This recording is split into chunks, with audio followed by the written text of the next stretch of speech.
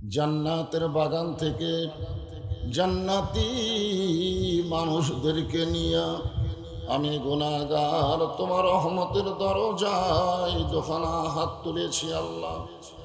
হাসরের ময়দানে জাব্বার আর তাহার নামের রূপ নিয়া তুমি যখন বিচার শুরু করবে, তোমার সামনে দাঁড়ায়া সমস্ত নবীরা নাফসি নাফসি বলে কাঁদতে থাকবে। এমন কঠিন অবস্থা হাসরে হবে, সেদিন সমস্ত নবী তার উম্মতকে ভুলে যাবে, শুধু বলবে আল্লাহ আমার কি হবে, আমার কি হবে। একমাত্র দরদি নবী শাফাতের কান্ডারি ইয়া রব্বি হাবলি উম্মতি বলে সেজদায় পড়ে যাবে। সেই কঠিন মুসিবতের সময় আজকের এই মাহফিলকে ওসিলা করে আমাদের সবাইকে রাসূলের উম্মতের কাতারে আল্লাহ কবুল করে নিও। সুবহান রাব্বিকা রাব্বিল ইজ্জাতি আম্মা ইয়াসিফুন ওয়া সালামুন আলাল মুরসালিন আলহামদুলিল্লাহি রাব্বিল আলামিন। লা ইলাহা ইল্লাল্লাহ।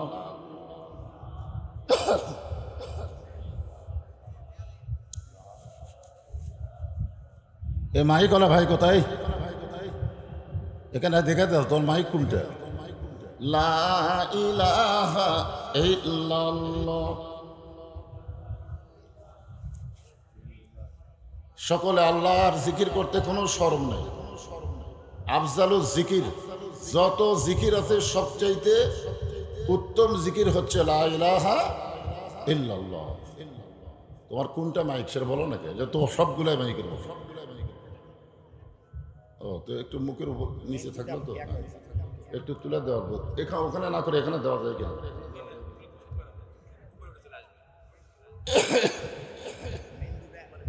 সবাই একটু জিকির করেন লা ইলাহা।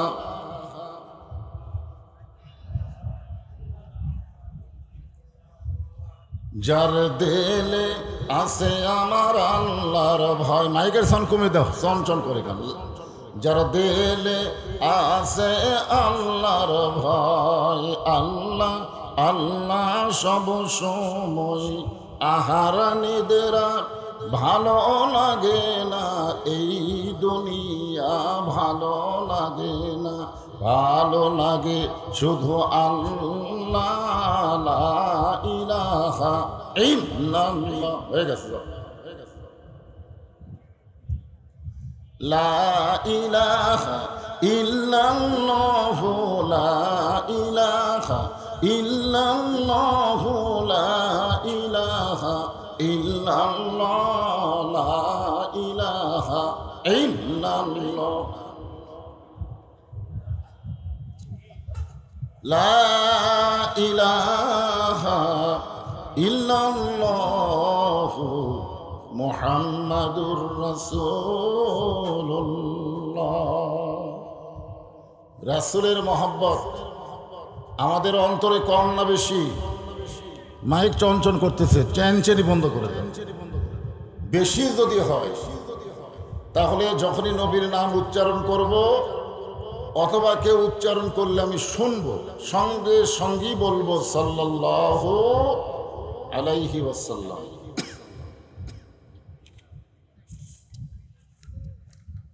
বিষ্ণুপুর রসুলপুর একই সাথে দুই নাম দেখছেন, বিষ্ণুপুরও থসে রসুলপুরও থসে, এবং জিয়া শিমুলিয়া যুব সমাজদের উদ্যোগে ঠিক আজকের এই তাফসীরুল কোরআন মাহফিলে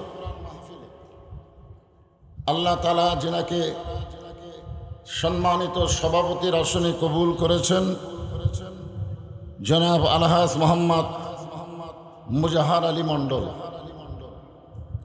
আজকের এই মাহফিলের সম্মানিত সভাপতিকে অন্তরের অন্তঃস্থল থেকে আমি শুভেচ্ছা জ্ঞাপন করছি। আজকের এই মাহফিলের সম্মানিত অতিথি জনাব মোহাম্মদ শাহজাহান আলী, সম্মানিত বিশেষ অতিথিবৃন্দ, সম্মানিত ওলামাই কেরাম, আপনাদের মাঝে মাঝে যে সমস্ত আলেম ওলামা বসে আছেন, মঞ্চে আছেন, মাগরিবের নামাজের পর থেকে এত রাত পর্যন্ত কোরআন হাদিসের আলোকে অত্যন্ত গুরুত্বপূর্ণ আলোচনা করে আপনাদেরকে শোনাইছেন আলেম ওলামা সহ আজকের এই মাহফিলের বক্তাগণকে অন্তরের অন্তঃস্থল থেকে আমি শুভেচ্ছা জ্ঞাপন করছি। আল্লাহ রাসূল বলেছেন, আল উলামা ওয়ারাসাতুল আম্বিয়া, আলেমগণ হচ্ছে নবীদের ওয়ারিস। বলেন সুবহানাল্লাহ। আজকে বিজ্ঞাপনে দেখলাম অত্র এলাকার সমস্ত ইমাম মুয়াজ্জিনকে সুদীজন সম্মানিত অতিথির তালিকায় নাম রেখেছেন। আলেমদেরকে সম্মান দেওয়ার কারণে আল্লাহ আপনাদেরকেও সম্মানিত করুক। জোরে কোন আমিন। আল্লাহ কোরআনে বলেন, ইন্নামা ইয়াখশাল্লাহ মিন ইবাদিহিল উলামা, বান্দা সমূহের ভিতরে আলেম বান্দারাই আল্লাহকে সবচাইতে বেশি ভয় করে। আমার সামনে যারা বসে আছেন, আমি আপনাদের বলবো, যদি কারোর সামনে একটু ফাঁকা ফোঁকা থাকে, এদিকে অনেক ফাঁকা আছে, পিছনে না দাঁড়িয়ে থেকে, এই গেটের কাছে না দাঁড়িয়ে থেকে আপনারা সকলে বসার চেষ্টা করবেন, আমলের নিয়ত করে সামিনা ওয়া তাআনা, শুনবো এবং গ্রহণ করব। এই নিয়তে 1 ঘন্টা এই জান্নাতের বাগানে যদি বসতে পারেন, আল্লাহ তাআলা 60 বছর নফল ইবাদত করার সওয়াব দান করেন। এই জন্য দাঁড়িয়ে না থেকে সবাইকে অনুরোধ করবো, আপনারা বসেন। যিনারা আমার সামনে বসে আছেন, পর্দার অন্তরালে যে সমস্ত মা বোনেরা বসে বসে আলোচনা শুনতেছেন, আমি সকলকেই অন্তরের অন্তঃস্থল থেকে শুভেচ্ছা জ্ঞাপন করি। এই মুহূর্তে জানতে চাচ্ছি আপনারা সকলে কেমন আছেন? আলহামদুলিল্লাহ রাব্বিল আলামিন। যে আল্লাহ শারীরিক সুস্থতা এবং মানসিক প্রশান্তি, গত বছর এই সময় আমাদের অনেকের শরীর সুস্থ ছিল, কিন্তু মনের মধ্যে শান্তি ছিল না। আপনারা খেয়াল করে দেখেন, কেমন যেন একটা অস্থির অস্থির ভাব, না জানি কি হয়, না জানি কি হয়। আজরাইল ধরার আগে পুলিশ ধরার ভয়। হাসিনার সময় কিন্তু আজরাইল ধরবে কথা আমাকে মনেই ছিল না, খালি মনে হতো পুলিশ যেন না ধরে। এমন একটা পরিস্থিতি ছিল, সেখান থেকে 5ই আগস্টের মাধ্যমে আল্লাহ তাআলা একটা শান্তির পরিবেশ দান করেছেন। যে আল্লাহ শারীরিক সুস্থতা, মানসিক প্রশান্তি সহকার আজকের এই জান্নাতের বাগানে কবুল করলেন, আমরা সে আল্লাহর উপরে খুশি না বেজার? তাহলে জবান খুলে সমস্বরে সকলে বলবো, রব্বানা লাকাল হামদ হামদান কাসীরান তাইয়িবান মুবারাক ফীহি। শোনেন, একটা ছাত্র 100-র মধ্যে যদি 99 পায়, 100 নম্বর যদি 99 পায়, তাকে বলা হয় golden A plus. Golden A plus, সে ছাত্র ভালো ছাত্র। 100-র মধ্যে 99। আমরা এই 99-90-এর ভিতরে 66 অলরেডি আমরা পেয়ে গেছি। কত পাচ্ছি? আপনারা হয়তো ভাববেন হুজুর কেমনে, হিসাব করে দেখবেন। জগৎ হলো 3টা, আপনারা হিসাব করে দেখেন। এক জগতে আমরা ছিলাম, আর এক জগতে আমরা আছি, আর এক জগতে আমরা যাব। তাহলে কয়টা হলো? হ্যাঁ, খুব খেয়াল করবেন। কঠিন গরমের ভিতরে আপনারা আরামের বাড়ি, ফ্যানের বাতাস বাদ দিয়া এই যে বসে আছেন, একটু হোহা করে হিসাবটা খেয়াল করেন। তাহলে আমরা অলরেডি 66 পাচ্ছি। 99-এর মধ্যে কত পাচ্ছি? মানে 2 জগতে, 3 জগতের মধ্যে 2 জগৎ আমরা ফার্স্ট। একটা হলো রুহের জগৎ, রুহের জগতে আল্লাহ আমাদের পক্ষে থাকার কারণে দুনিয়ার জগতে আল্লাহ আমাদেরকে মুসলমানের ঘরে কবুল করেছেন। আপনারা বলেন তো, রুহের জগতে খালি আমাদের রুহ ছিল না আরো রুহ ছিল? ওই হিন্দু, বৌদ্ধ, খ্রিস্টান, ইহুদি সকলে রুহই তো রুহের জগতে ছিল, কিন্তু আল্লাহ তাআলা আমাদের রুহগুলোকে এত পছন্দ করেছেন যার কারণে দুনিয়ার জগতে আল্লাহর পছন্দনীয় ইন্নাদ দীনা ইনদাল্লাহিল ইসলামের মধ্যে আমাদেরকে কবুল করেছেন। তাহলে দুই জগতে আমরা আল্লাহর পক্ষে, আল্লাহ আমাদের পক্ষে। দরকার সুবহানাল্লাহ। আর সামনে আর একটা জগৎ আছে। তাহলে 33 রুহের জগতের পাইছি, দুনিয়ার জগতেরও আমরা 33 পাইছি। এখন আখিরাতের জগতের 33 যদি এই দুনিয়াতে আমরা অর্জন করতে পারি, বিনা হিসাবে আল্লাহ আমাদেরকে জান্নাত দিয়ে দিবে। আমাদের কোনো হিসাব লাগবে না। আপনারা মনে করতেছেন যে 66 যখন পাচ্ছি তো ফার্স্ট ক্লাস নম্বর পাচ্ছি, হিসাব যদি দেওয়া লাগে কিছু দিয়ে আমরা জান্নাতে যাব। আপনারা বলেন আল্লাহর সামনে হিসাব দিয়ে জান্নাতে যাওয়ার মতন কোনো যোগ্যতা আমাদের আছে? কোনো যোগ্যতাই নেই। বরং আমরা আজকের মাহফিলের মাধ্যমে কোরআন হাদিসের আলোকে এমন কিছু আলোচনা শুনবো যে আলোচনা শোনার পরে আমল করলে বাকি 33 নম্বর অর্জন করে 99 নম্বর পাইয়া আমরা যেন বিনা হিসাবে জান্নাত পাই। আল্লাহ যেন কবুল করে। সকলে বলে আমিন। আমাদের একটা প্লাস পয়েন্ট কি জানেন? কোনো কারণে যদি আমরা ঠেকে যাই, ঠেকে যাওয়া বোঝেন না? আমাদের কাহালুতে একটা ভাষা হলো, যদি ঠেকে যাস আমাকে বলিস। এই কোনো কারণে যদি ঠেকে যাস, ঠেকে যাও মানে আটকে যাওয়া, তাহলে আমারই বলিস। আমরা যদি কোনো কারণে ঠেকে যাই, অর্থাৎ আল্লাহ যখন হাকিম হয়ে আমাদেরকে আসামি করে বিচার শুরু করবেন, ওই সময় আমরা যদি ঠেকে যাই, ধরে কারণ কি করে যাই, ঠেকে যাই, তাহলে আমাদেরকে সুপারিশ করার জন্যে একজন মহামানবকে আল্লাহ আমাদের নবী হিসাবে কবুল করেছে। ধরে কারণ সুবহানাল্লাহ। যে নবী সম্পর্কে একটা গানও আছে, আছেন আমার মুক্তার, আছেন আমার বারিস্টার, সেই বিচারের হাইকোর্টেতে তিনি আমায় করবেন পার, আমি পাপী তিনি জামিনদার।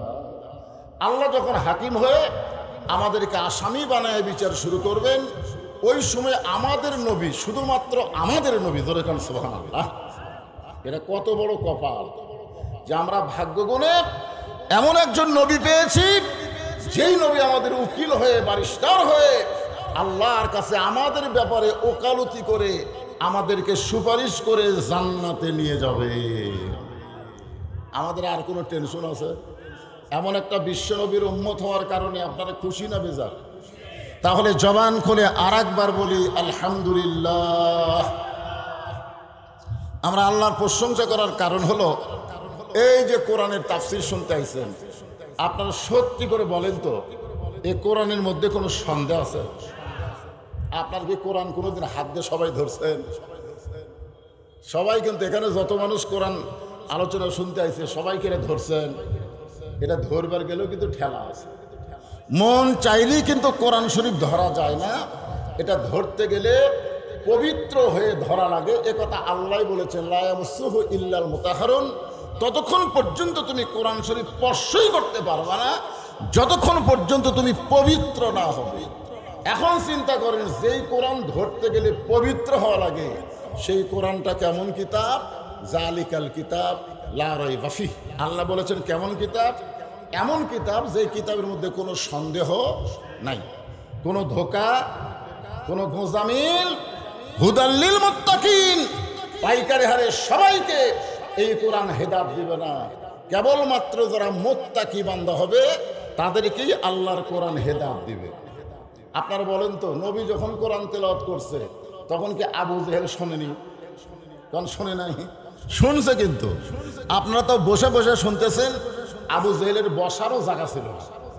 ওই চোরের মতন চুপি চুপি দাঁড়ায় দাঁড়ায় কোরআন শরীফ শুনছে।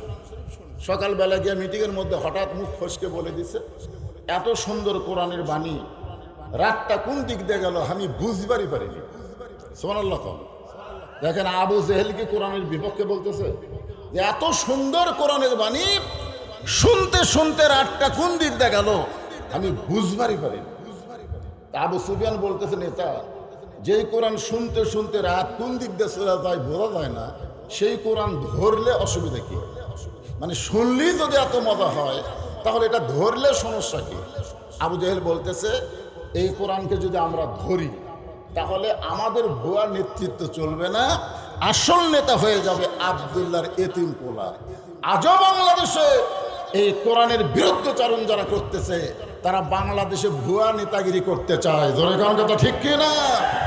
আবু জাহেলের দোসর যারা এই কোরআনের বিরুদ্ধচারণ করবে তারা, আর আবু বকরের পক্ষে যারা কোরআন নিয়ে চলবে তারা দরকার হলে জীবনের বিনিময়ে হলো এই বাংলার জমিনে আল্লাহর কোরআনের বিজয় চাবে। জোরে কোন কথা ঠিক? হ্যাঁ, এখন খুব খেয়াল করবেন যে কোরআন আল্লাহ আমাদেরকে হেদায়েত স্বরূপ নির্ভেজাল দিয়ে দিলেন, আমরা সে কোরআন থেকে আলোচনা শুনব। আল্লাহ বলেছেন শুনলে শুধু হবে না, আতাআনা, এটাকে গ্রহণ করা লাগবে। গ্রহণ করার নিয়তে আমরা এখন কোরআন শরীফ শোনা শুরু করে দিলাম।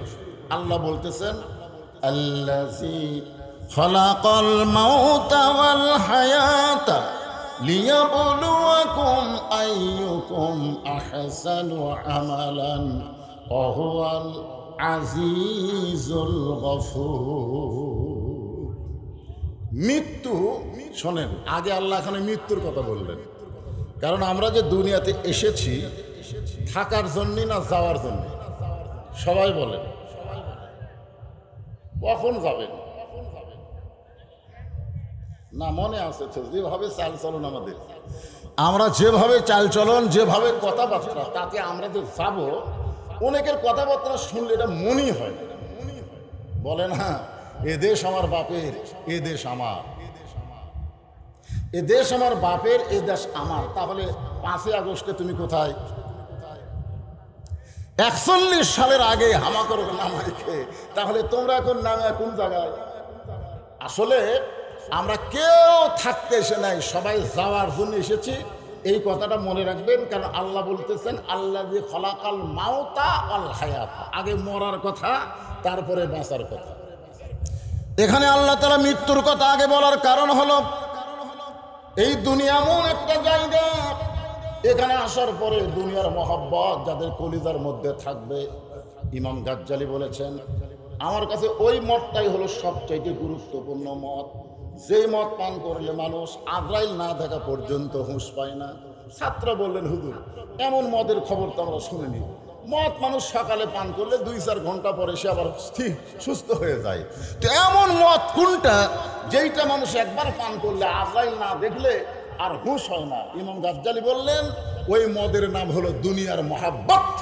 দুনিয়ার মহাব্বত যদি একটাবার কোনো মানুষের কলিজার মধ্যে ঢুকে যায়, ওই মানুষ কিন্তু তখন ভুল বকে। ভুল বকা বোঝেন না? মদ খালে মানুষ কি ঠিক বলে না ভুল বলে? ভুল বকে। এই দেখতেছেন, এই পুকুর আমার, এটা কিন্তু শাহাদত আঙ্গুলি। শাহাদত আঙ্গুলি আসাদু আল্লাহ ইলাহা ইল্লাল্লাহ, আপনার তোলেন না এরকম? আত্মাহিয়াতের মধ্যে তোলেন না? এটা যে আপনি আল্লাহর সাক্ষ্য দিচ্ছেন, তাহলে আপনি কি বলতেছেন? ওই পুকুর আমার। তাহলে আপনি সাক্ষী দিলেন ওই পুকুর আমার, ওই জমি আমার, ওই বাড়ি আমার। তখন 2 কান্দের ফেরেশতা বলতেছে, আল্লাহ ঈদে শাহাদত আঙ্গুলি দিয়ে বলতেছে ওই পুকুর আমার, ওই জমি আমার, ওই বাড়ি আমার। আল্লাহ বলতেছে, মদ খাচ্ছে রে, মদ খালে মানুষ ভুল বকি। ওয়ানফিকু মিম্মা রাযাকনাকুম মিন ক্বাবলি আন ইয়াতিয়া আহাদাকুমুল মাউত। যখন মৃত্যু এসে যাবে, মৃত্যু যখন তার কাছে আসবে, তখন সে বলবে, ভাই এত তাড়াতাড়ি আমার মৃত্যু হবে আমার জানাই না। আমি মনে করছিলাম আরো বহুদিন দুনিয়াতে থাকবো, কিন্তু এত তাড়াতাড়ি আমার মৃত্যু হবে আমি তো খেয়াল করিনি। ভাই আমার যা আছে, সহায় সম্পত্তি, বাড়ি গাড়ি যা আছে, সব তোমার দিয়ে দিচ্ছি, সব আজরাইল দিয়ে দিচ্ছি বা আল্লাহ দিচ্ছি, আমার 1টা বছর হায়াত দেওয়া লাগবে। কয় বছর? 1 বছর হায়াত দেওয়া লাগবে। তখন আজরাইল বাম হাতে একটা চড় মারে সব, ওই চড় খায় আমি পেশাব পায়খানা করে। যারা লাশ ধোয়ায় তাদেরকে শুনে দেখবেন, কতক মানুষ গোসল করার সময় দেখতে পায় যে পেশাব পায়খানা করে সব নাকে ফেলে দিছে, আবার কতক মানুষ গোসল করার সময় দেখা যায় যে কিছুই বের হয়নি। তার মানে কি বোঝা গেল? এই লোকটা দুনিয়ার থেকে যাবার চাইলে আল্লাহকে ঘুষ দিবার চাই। তখন আজরাইল বলে, পাগল, তুই যেগুলো দিবার চাচ্ছিস এগুলা কার? জোরে বলেন কার? পরের জায়গা পরের জমি, সবাই বলেন পরের জায়গা পরের জমি, ঘর বানায় আমি রই, আমি কিন্তু জায়গার মালিক নই। জমিদারের ইচ্ছা মতন, জমিদারের ইচ্ছা মতন দেই না জমিন চাষ, তাই তো ফসল ফলে না রে দুঃখ 12 মাস। আমি খাজনাপাতি সবই দিলাম, তবু জমিন হয় যে নিলাম, এই দুঃখের কথা কারে কই, পরের জায়গা পরের জমি, ঘর বানায়া আমি রই। জমিদারকে? আল্লাহ। জোরে বলেন জমিদারকে? জমিদারের ইচ্ছা মতন, জমিদার ইচ্ছা করেছে যে আমার কোরআন দিয়া তোমরা বাংলাদেশ আবাদ করো। জোরে কোন কথা ঠিক কি না? জমিদারের ইচ্ছা মতন দেই না জমিন চাষ, মানে মানুষের তৈরি আইন দিয়ে আমরা দুনিয়াতে চলতেছি, যার কারণে আমরা মরার কথা ভুলে গিয়েছি, খালি বাঁচার চিন্তা করতেছি। জোরে কোন কথা ঠিক কি না? কিন্তু আল্লাহ বলতেছেন, আল্লাযী খালাকাল মাউতা ওয়াল হায়াতা, তোমাদের মৃত্যু এবং হায়াতকে সৃষ্টি করেছি আমি। কেন করেছি? লিয়াবলুয়াকুম, তোমাদেরকে পরীক্ষা করা হবে, আইয়ুকুম আহসানু আমালা, সুন্দর আমলের পরীক্ষা। আপনারা বলেন তো, সুন্দর আমল যদি আমরা করতে চাই তাহলে সুন্দর একটা পরিবেশের দরকার আছে না নাই? বর্তমানে যে পরিবেশ বাংলাদেশে চলতেছে, এই পরিবেশটা কেমন? এই ইয়ং জেনারেশন, যুবকেরা একটু মনোযোগ দিয়ে শুনবা। আমি আজকে মাহফিলে দেখলাম মুরব্বীদের চাইতে যুবকই বেশি, এই জন্য যুবকদেরকে একটু সাইজ করার কথা বলার দরকার আছে না? হ্যাঁ, খুব মনোযোগ দিয়ে শুনবেন। একটা মুসলমান তার সন্তানকে জন্ম দিছে। কে জন্ম দিছে? মুসলমান জন্ম দিয়া হিন্দুর বাড়িতে লালন পালন করতে দিছে। 10 বছর পরে মুসলমান ওই সন্তানকে ফেরত নিয়েছে। আপনারা বলেন তো, ওই সন্তান আল্লাহ আল্লাহ বলবে না ভগবান বলবে? কেন বলবে? কারণ মুসলমান জন্ম দিলে তো হবে না, লালন পালন হয়েছে কার বাড়ি? আবার হিন্দু জন্ম দিয়ে মুসলমানের বাড়িতে লালন পালন করছে 10 বছর, এখন হিন্দু তার সন্তানকে ফেরত নিছে। এখন আপনার বলেন তো, এই সন্তান ভগবান কবে না আল্লাহ কবে? তাহলে কি বুঝলেন? যে জন্ম দিলেই মুসলমান হিন্দু হয় না, মুসলমান হিন্দু হয় পরিবেশের কারণে। বর্তমানে বাংলাদেশে যেই পরিবেশ চলতেছে, এই পরিবেশ কোনোদিন ইমান রক্ষা মুসলমানের পরিবেশ হতে পারে না। তাহলে ইমানকে রক্ষা করার, মুসলমানের পরিবেশ তৈরি করতে গেলে আইয়ুকুম আহসানু আমালা, আল্লাহ বলেছেন তোমাদের সুন্দর আমলের পরীক্ষা হবে। এই সুন্দর আমল আমরা করতে চাই। জোরে বলেন সুন্দর আমল আমরা করতে। যারা বলতেছেন আল্লাহ, আপনারা চান না সুন্দর আমল করবো, চান কি চান না? তাহলে জবান করে বলতে হবে সুন্দর আমল আমরা করতে, কিন্তু সুন্দর আমল করার পরিবেশ নাই। মনে করেন, আমি একটা দৃষ্টান্ত দিচ্ছি, আপনি বাড়ি থেকে মসজিদের সামনে কাতারে জোহরের নামাজ পড়বেন, সামনে কাতারে আপনি জোহরের নামাজ পড়বেন, এই নিয়তে অজু করে বাড়ি থেকে আপনি রওনা দিলেন। কিন্তু বাড়ি থেকে আপনার মসজিদ হলো 150 গজ দূরে। 100 গজ? এই 150 গজ যাইতে যাইতে দুইটা বেপর্দা নারী আপনার 2 চোখত পড়লো। আপনি কিন্তু ফালাবার চাননি, হঠাৎ পড়ে গেল। কারণ মেয়েরা যে হারে গ্রামগঞ্জে ঘোরাফেরা করতেছে, আপনার চোখত পড়বেই, আপনি দেখবার না চানলেও পড়বি। জোরে করে কথা ঠিক কিনা? এখন দুইটা বেপর্দা নারী যদি 2 চোখত পড়ে, আপনি বলেন তো, মশামাছি পড়লে তোলার উপায় আছে, কিন্তু বেপর্দা নারী যদি চোখত পড়ে তুলবার পারবেন? তাহলে আপনি সামনে কাতারে গিয়ে নিয়োগ করলেন, ইলা জিহাতিল কাবাতি শরীফাত, আল্লাহু আকবার। আপনার মুখ আছে কাবার দিকে, চোখ আছে সেজদার দিকে, আর মন খালি বলতেছে রাস্তাত কি দেখলাম রে, রাস্তাত কি দেখলাম রে। আপনার বলেন তো নামাজ হবে? যখন নামাজ হবে, তাহলে মসজিদ ভালো হয়ে তো লাভ না, বাড়ি ভালো হয়ে লাভ না, আপনার নিয়ত ভালো হয়েও লাভ না, আপনার রাস্তা ভালো হওয়া লাগবে। কোনো বেপর্দা নারী রাস্তায় যেন না আসতে পারে, তার জন্য আল্লাহর কোরআনের আমল আছে না নাই? এখন বেপর্দা নারী রাস্তায় যদি আসা বন্ধ করতে চান, তাহলে বর্তমান বাংলাদেশের আইন দিয়ে হবে না, আমার আল্লাহর কোরআনের আইন লাগবে। যেরকম ঠিক কিনা? আল্লাহ কোরআনে বললেন, অকরনা ফি বুয়ুতিকুন্না ওয়ালা তাবাররাজনা তাবাররুজাল জাহিলিয়াতিল উলা। আল্লাহর আইন কেমন এইটা বোঝানোর জন্য বলতেছি। আইয়ুকুম আহসানু আমালা, খুব খেয়াল করবেন। অর্থ পৃথিবীর খলিফা হযরত উমর, নাম শুনছেন তো আপনারা? বাংলাদেশের মতন ৯৬টা দেশের খলিফা হযরত উমর। আমাদের বাংলাদেশ ৯৬টা বাংলাদেশ একত্র করলে যতটুকু এরিয়া হবে ততটুকু এরিয়ার খলিফা আল্লাহ উমরকে বানাইছিলেন। হযরত উমর যখন অর্ধ পৃথিবীর খলিফা, ওই সময় আল্লাহর আইন পর্দা। আল্লাহর আইন পর্দা নিজের চোখে দেখার জন্যে তিনি ছদ্মবেশে মদিনার অলি গলি ঘুরতেছেন। কি দেখার জন্যে? পর্দা। পর্দা ধরে যান, কি দেখার জন্যে? পর্দা দেখার জন্যে। হঠাৎ হযরত উমর দেখতে পায় দুই পাহাড়ের মাঝখানে একটা গিরিপথ। ওই গিরিপথ দিয়ে একটা সুন্দরী মেয়ে ধীর গতিতে হেঁটে হেঁটে আসতেছে। হঠাৎ হযরত উমর দেখতে পায় দুই পাহাড়ের মাঝখানে একটা কি পথ? গিরিপথ। গিরিপথ মানে সরু পথ। ওই সরু পথ দিয়ে একটা সুন্দরী মেয়ে ধীর গতিতে হেঁটে হেঁটে আসতেছে। ওমর ফারুক মেয়েটার দিকে তাকায় বললেন, আলহামদুলিল্লাহ। এখন হয়তো আপনারা বলবেন, হুজুর সুন্দরী মেয়ে হলে কি তাকান যাবে? ওমর ফারুক যে তাকালেন, ওমর ফারুক যে মেয়েটাকে সুন্দরী বলতেছে সেই মেয়েটার চেহারা সুরত দেখে সুন্দরী বলতেছে না, ওই মেয়েটার আপাদ মস্তক আল্লাহর আইন পর্দা। আর যে সমস্ত মেয়েরা পর্দার মধ্যে থাকে ওই সমস্ত মেয়েরাই হলো সুন্দরী মেয়ে। জোরে কোন কথা ঠিক কিনা? এই জন্য আমার ওয়াজ আপনারা শুনেছেন, পর্দানিশী নারী যারা বিশ্ব সুন্দরী তারা। আজকে আপনাদের চাইতে মা বোনেরা বেশি হয়েছে, এজন্য মা বোনদের পর্দার একটু ওয়াজ করার দরকার আছে না নাই? আপনাদেরও ওয়াজ হবে ইনশাল্লাহ। তাহলে আমার সঙ্গে যুবকেরা তোমরা একটু বলো, আমি যেই বলবো বেপর্দা নারী যারা তোমরা বলবা ব্রয়লার মুরগি তারা। বেপর্দা নারী যারা শিলা কলা তারা। শিলা কলা বোঝেন? একই গাছের কলা, এক গামলায় শিলা, এক গামলায় চোঁচাওয়ালা। আপনারা বলেন তো খরিদ্দার কোন কলা কিনবে, চোঁচাওয়ালা না শিলা? তো কলাওয়ালা বলতে ভাই একই গাছের কলা রে, একই গাছের কলা, এই শিলাগুলা তুই নিয়ে। না না না, আমি শিলা কলা কিনবো না। তো শিলা কলা তুই কি কলা শিলা খাস না? শিলাই খায় তো, আগে থেকেই শিলা আছে না? আগে থেকে যেই কলা শিলা থাকে এই কলা যেমন খরিদ্দার কিনে না, যে মেয়েরা বেপর্দা থাকে কোনো যুবক মন চাইলেও সেই মেয়েকে বিয়ে করে তার ঘরে শান্তি আনতে পারবে না। ধরে কোন কথা ঠিক কিনা? এই জন্য আমার সঙ্গে সকলে বলতে হবে, আমি যেই বলবো পর্দানিশী নারী যারা, আপনারা স্বতঃস্ফূর্তভাবে বলবেন বিশ্ব সুন্দরী তারা। পর্দানিশী নারী যারা। আর যে বলবো বেপর্দা নারী যারা, আপনারা বলবেন বিশ্ব বেহায়া তারা। বেপর্দা নারী যারা।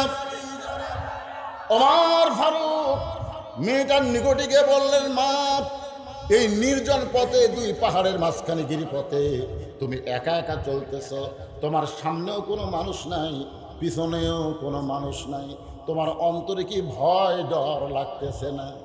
মেয়েটা হেজাবের ভিতর থেকে বলে, পথিক তুমি কি হযরত উমরকে চিনো? ধরে কর সুবহানাল্লাহ। মেয়েটা কাকে বলতেছে? উমর কি বলতেছে, পথিক তুমি কি হযরত উমরকে চিনো? যদি হযরত উমরকে চিনতা তাহলে এরকম বেসাইদা কথা বলতাম না। ওমর ফারুক বললেন, আমি কি বেসাইদা কথা বললাম? হলো শেষ বাংলার মুসলমান দেখবে আল্লাহ কোরআনের বাংলাদেশ। জনগণ কথা ঠিক কিনা? আমার বিশ্বাস ভারতের মুসলমানকে মালওয়ানের বাচ্চারা কিছুই করতে পারবে না।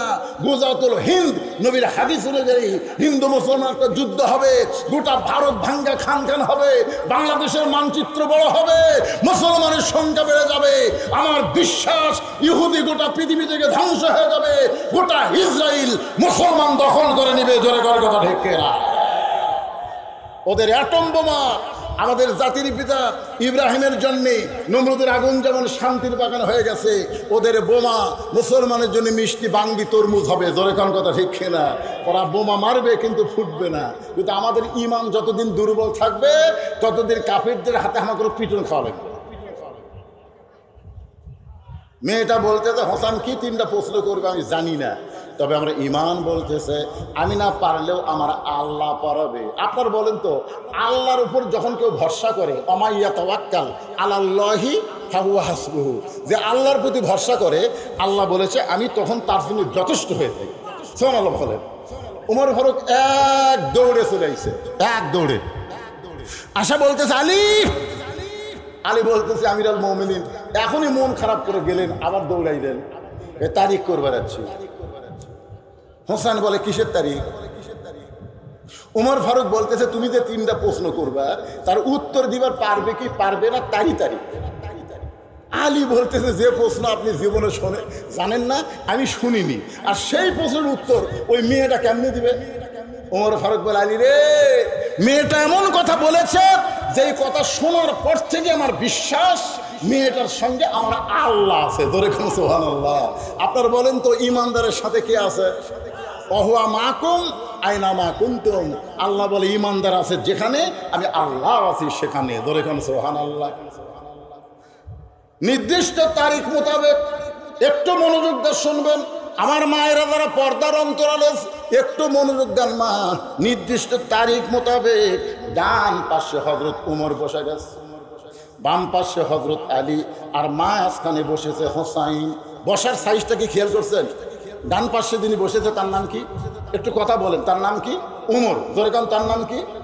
আর বাম পাশে যিনি বসেছেন তার নাম হলো হযরত আলী, আর মাঝখানে যিনি বসেছেন তার নাম হলো হযরত হোসাইন।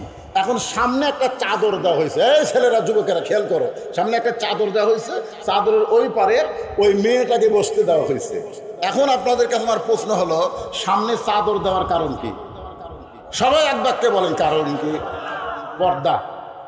তাহলে মমতাজ যে গত সংসদে বলল, মমতা তো চেনেন আপনারা, একের হাসিনার সামনেই বলল, ওরে শরীয়তের মৌলানা চোখ দুইটা করলা কানা, মনের পর্দা বড় পর্দা তোমরা খুঁজা পাইলা না, তেতুল হুজুর বুঝলো না।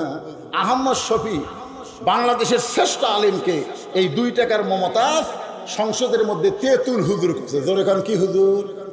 কথা কয় না করে। কি কইছে? ও শরীয়তের মৌলানা চোখ দুইটা করলা কানা, মনের পর্দা বড় পর্দা তোমরা খুঁজে পাইলা না। আপনার বলেন তো, মনের পর্দা যদি বড় পর্দা হয়, উমর ফারুকের মন ভালো না খারাপ? কথা বলতে তাই দেরি করবি, তার সমস্যা আছে। হোসেনের মন ভালো না খারাপ? আলীর মন ভালো না খারাপ? তাহলে সামনে চাদর দিয়ে কি বুঝাইলেন? মনের পর্দা পর্দা নয়, পর্দা হলো আল্লাহর আইন। মাইক আলা ভাইকে আমি বলবো, কে মাইক সিয়ান সিয়ান করে কে? হ্যাঁ, কে মাইকের সাউন্ড মোটা করে দেওয়া যায় নাই? এতখানি হারমোনিয়াম খালি টানিস তোরা। ইকো টিকো থাকলে বন্ধ করে দিত বাবা, ইকো টিকো সব বন্ধ করে দিত। খালি সিয়ান সিয়ান করে কানত লাগে। এটি কোনো হরণ দিছে নাকি? কানত আছে মারতেছে বাড়ি, টানি তুলবার দিচ্ছে। কথার দেখলে টান তুলব, টানি তুলবার দিচ্ছে। এই গরমের মধ্যে আমার সামান্য ফ্যান, যখন কারেন্ট গেল সামান্য ফ্যান বন্ধ হতে আমি বুঝতে পারছি কি গরমে আপনার বসে আছে। আল্লাহ, আজকে তোমার কোরআনের মাহফিলে ওয়াজ শুনতে এসে যাদের শরীরগুলো ঘামে যাচ্ছে, আল্লাহ ওই ঘামওয়ালা শরীরের জন্য জাহান্নামের আগুনকে হারাম করে দাও। জোরে বল আল্লাহুম্মা আমিন। আল্লাহ পারে কি পারে না? জোরে কার পারে কি পারে না? সবার বাড়িতে কারেন্ট, সবার বাড়িতে ফ্যান, ফ্যানের বাতাস না খায় তোমার কোরআনের পাগল হয়ে যারা ওয়াজ শুনতেছে। আল্লাহ আল্লাহ, যে যুবকেরা কষ্ট করে মেহনত করে এই বৈশাখ মাস, যেই মাসে ওয়াজের কোনো গ্যারান্টি নাই। জোরে কোন কথা ঠিক কিনা? আপনারা জানেন এক সময় এরকম আকাশ করা শুরু হয়েছিল। আমি আল্লাহ বলতেছি, আল্লাহ যতই দাও 12টার পরে দাও। এলাকাতে আমার একটা দুর্নাম আছে, আমি আসনি পানি হয়। জোরে কোন কথা ঠিক কিনা? আল্লাহ আজকের সেই দুর্নামের মধ্যে হাত ফেলে দিও না। আল্লাহ আজকে যদি পানি হয় এলাকার লোক বলবে এটা বৃষ্টি বক্তা, আমাকে দাওয়াতি দিবি না। আপনার তো বসে আছেন, আমি ঠিক দোয়া করে সার। কত কষ্ট নিয়ে আপনার বসে আছেন, আর মাইকের সাউন্ড টানি দেওয়া যাচ্ছে, টান দিলে চঞ্চন করে উঠতেছে। কি বিরক্ত হচ্ছেন? একটু মনোযোগ দিয়ে শুনবেন। মনের পর্দা পর্দা না, পর্দা হলো কার আইন? আরো ধরে কন, আল্লাহর আইন হলো পর্দা। এখন উমর ফারুক বলতেছে, বাবা হোসাইন তুমি যে 3টা প্রশ্ন করবা, এখন প্রশ্ন শুরু করে দাও। সঙ্গে সঙ্গে হোসেন দাঁড়িয়ে বললেন, রে মেয়ে, তুমি একলা একলা বসে আছো, তাই বলে মনে করো না তুমি একলা হয়ে গেছো, বরং আমি হোসাইন বড় একা, আমি হোসাইন বড় একা। উমর ফারুক বললেন, বাবা তোমার কি মাথা ঠিক আছে?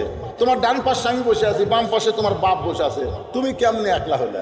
হোসেন বলতেছে, রে মেয়ে, তুমি একা একা বসে আছো, তাই বলে মনে করো না তুমি একলা হয়ে গেছো। আমার 2 জন মহামানব দেহ নিয়ে আমার 2 ধারে বসে আছে, কিন্তু মনে মনে কিন্তু তোমারই পক্ষ নিয়েছে। জোরে কার কথা ঠিক কি না? আপনার বলেন তো, এর আগে যে 3টা নির্বাচন হলো, এই নির্বাচনে নির্বাচন কমিশনার মনে মনে কার পক্ষে ছিল? কথা কয় না। দেহ নিয়ে বসে আছে নির্বাচন কমিশনের চেয়ারে, জনগণকে বুঝাইছে আমি নিরপেক্ষ, আমি কারো পক্ষে না, কিন্তু মনে মনে হাসিনার পক্ষে নেওয়ার কারণে দেখবেন এক এক সময় এক একটা ভোটের ডিগলার দিছে। জোরে কার কথা ঠিক কিনা? আর এর আগে তো 18 সালে দিনের ভোট রাতে হসে, আর 24 সালে ড্যামি নির্বাচন। এই নির্বাচনে আপনাদের এলাকায় যিনি এমপি হয়েছিল তিনি একটা হিন্দু। জোরে কার কথা ঠিক কিনা? আমার মাথার চর দিয়ে আমি কইলাম, কে রে বদলগাছি মহাদেবপুর কি মুসলমান নাই?